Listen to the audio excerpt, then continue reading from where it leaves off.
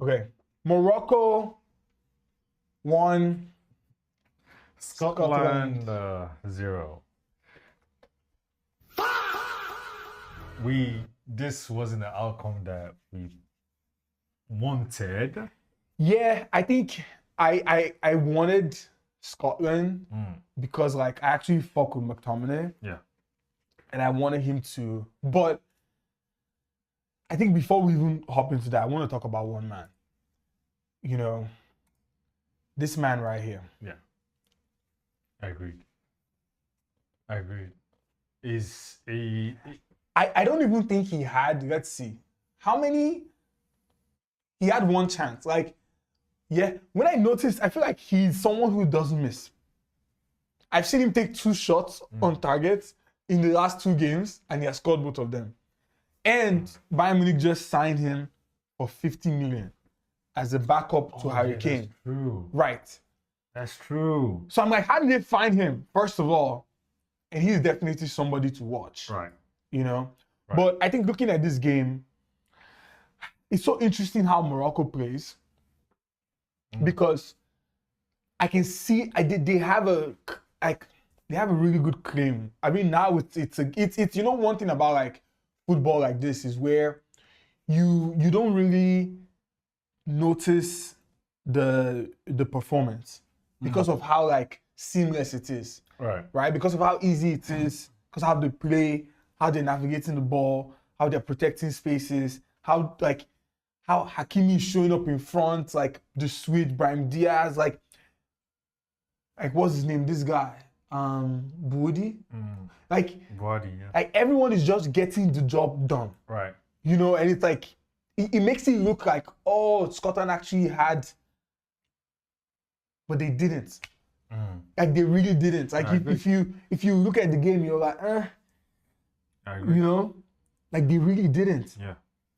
Yeah, I agree. Morocco dominated that game from A to Z, like throughout. But when you think about that, you're like, oh, why is that the case? Bro, they're number 7 in the world and they're playing with a 42nd ranked team. Yeah. Fair. So like it makes sense. Fair. You know, if anything, I would say like I expected more. I think I want to see them actually like dominate a game, not just from the football sense, but from like an attacking sense.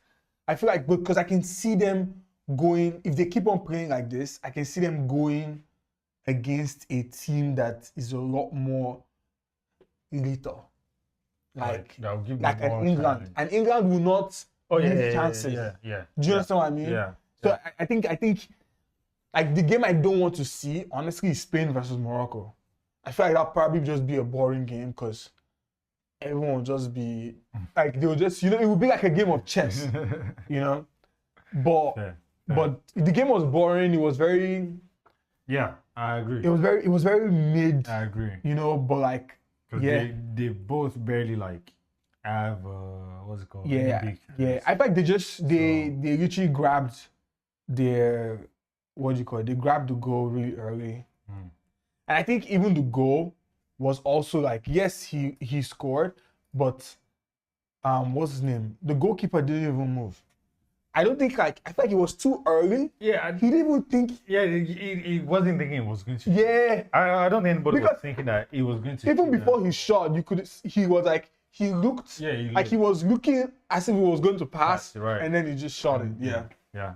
What a goal. What a goal that is, though. Yeah, Morocco is definitely one to watch. But do you think, I think my question to you, do you think we should support Morocco fully? Do you think Morocco, if we're thinking about supporting Africa and a team that could actually win the World Cup, like the opportunity for an African team to win the World Cup, do you think we should support Morocco in this tournament?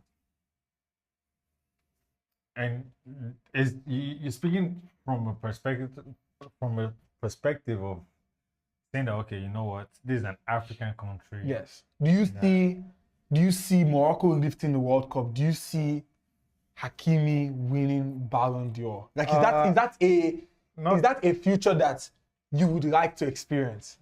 Not to be biased, I would like to see Morocco, you know, like don't let me say I would like. It would be nice, you know, for them as an African country to win the World Cup. Hakimi lifting the Ballon d'Or would be nice. Right. That's just that's another African, player winning Ballon d'Or, which would be great. Right. Because that award stays in Europe and South America. You understand? So it will be nice. Mm-hmm. But am I rooting for them? Yeah, it's Okay, so I think lastly, looking at the table right now, we agree 80 is going on. No, they've gone home already. Yeah. They're at the airports. Wait, sorry, someone's calling me. Hello? Is this the pilot? It's the pilot. The players are on their way. They just left the stadium. No vex. Don't be upset. No, the question you asked me, bro, they're already on the plane, and the house is not far. Oh, that's funny. But yeah, I think it's still a tight game. Yeah. It's still a tight game. I think Scotland still has claims to be second. I think it's really up to Brazil. Right. Brazil, they've dominated right now with the game against Haiti. Yeah. Right. That was an easy win. It's really up to the next game. I think the next game that would show how serious Brazil is. Yeah. I honestly, even though I'm saying this, I like the fact that Rafinha is injured, because I feel like that creates an opportunity for Brazil. Because I feel like players like Ryan are a lot more in terms of like taking on a man, driving into space. I think if he wants to really go for it, starting Hendrick in that game, starting Ryan, having Cunha, deliver the balls. If you have Cunha, Paqueta, Vini, Hendrick, I think you can really, really cause some damage to that Scotland defense. I agree. Yeah. I agree. That's what I'll say. But we'll see. I think if I was to Brazil, Scotland, I would say 3-1 Brazil. Yeah.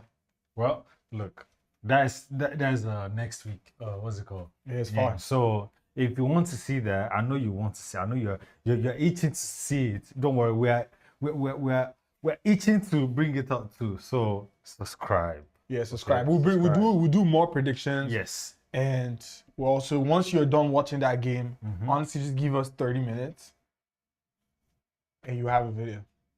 Cool. Literally. All right. Peace.